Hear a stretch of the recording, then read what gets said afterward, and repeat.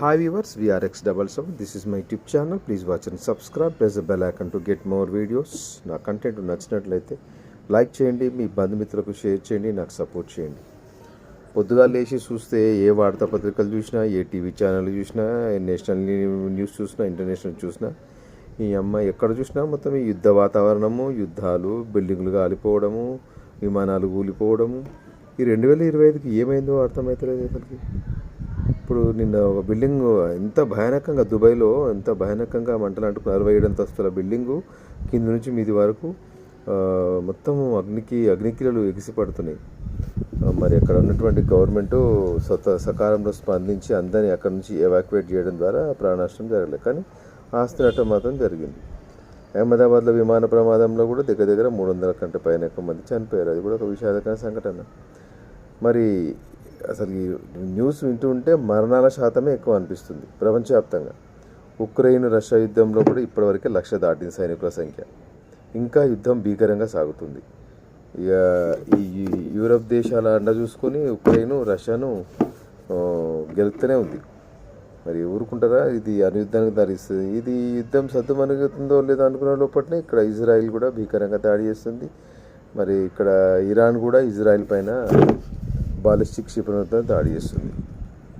Israel ఏమో యుద్ధ విమానాలతో దాడి చేస్తే ఇరాన్ ఏమో క్షిపణులతో దాడి చేస్తుంది. ఎందుకంటే ఇరాన్ దగ్గర సరిపడే యుద్ధ విమానాలు లేవు. వాళ్ళు మొత్తం డిపెండ్ అపాన్ అన్ని క్రూయిజ్ మిసైల్స్, బాలిస్టిక్ మిసైల్స్తోనే వాళ్ళు దాడి చేస్తారు ఇరాన్ వాళ్ళు. ఇక్కడ భయం ఏంటంటే వాళ్ళు ఎక్కడ అణుబాంబు తయారు చేస్తారో.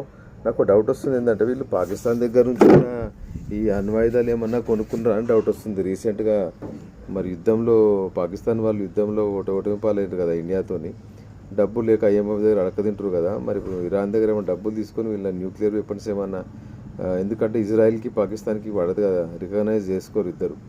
ఇది పరోక్షంగా మరి ఇరాన్కి ఏమైనా అణుబాంబులు ఇచ్చినట్టు డౌట్ అనిపిస్తుంది. ఎందుకంటే అణుబాంబులు వాటి తీసుకొని వాటిని లాంచ్ ప్యాడ్లలో పెట్టి ఇజ్రాయిల్ పైన వేద్దామని చూస్తుండేమో. అందుకే డౌట్ వచ్చి ఇజ్రాయిల్ వెంటనే దాడి చేసింది. ఎందుకంటే ఇజ్రాయిల్ దగ్గర మొజాద్ అనేటువంటి ఒక సంస్థ ఉంది, ఇంటెలిజెన్స్ సంస్థ. అది చాలా పవర్ఫుల్. అది ఎట్లయితే మొన్న ఉక్రెయిన్ రష్యాలో అంతర్భాగం 4,000 కిలోమీటర్కి వెళ్ళి డ్రోన్తో దాడి చేసింది, ఇప్పుడు సేమ్ అదే విధంగా ఇరాన్లోనికి వెళ్ళి ఇజ్రాయిల్ మొసాద్ దాడి చేసింది.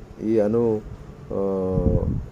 వార్ హెడ్స్ తయారు చేసేటువంటి యొక్క కర్మాగారాలపైన భీకరంగా దాడి చేసింది. అక్కడ రేడియేషన్ కూడా లీక్ అవుతుంది.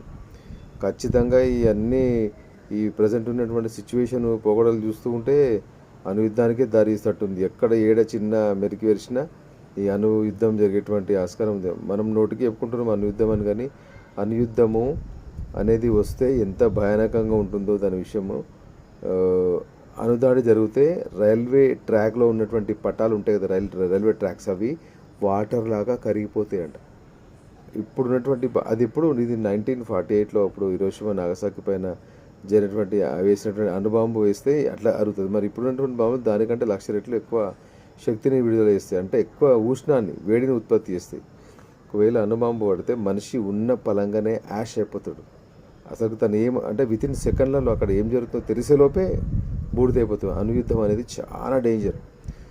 ఇప్పుడు అక్కడెక్కడో ఉక్రెయిన్ రష్యా మధ్య అనుయుద్ధం జరిగితే నీకేంటి అని అనుకుంటే అది పర్యావరణాన్ని మొత్తం దెబ్బతీస్తుంది. వాతావరణంలో కూడా అసమతులు ఏర్పడి ఈ ఆమ్ల వర్షాలకు దారితీస్తుంది. యాసిడ్ వర్షాలు, ఆమ్ల వర్షాలు.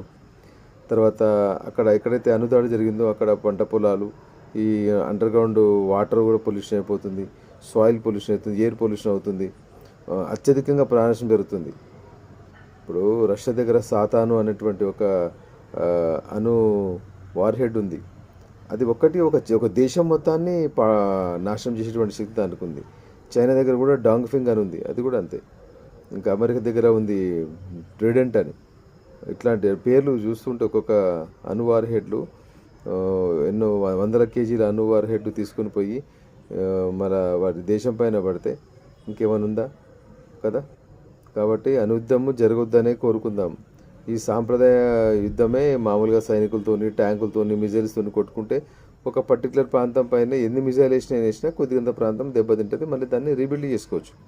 కానీ అణుదాడి జరిగితే మాత్రం అక్కడ దేశంతో పాటు ప్రపంచ దేశాల్లో ఆర్థిక మందం ఏర్పడము, ప్రజలకు ఆరోగ్యాలు ఖరాబు కావడము, వాతావరణ అసమర్థతలు ఏర్పడడం, ఇట్లాంటివన్నీ జరుగుతూ ఉంటాయి. కాబట్టి యుద్ధం జరిగితే జరగని సాంప్రదాయక యుద్ధం జరిగితే ఈ యుద్ధం ఎంతమైపోయినా కోరుకుందాం, కానీ అణు యుద్ధం మాత్రం జరగొద్దు.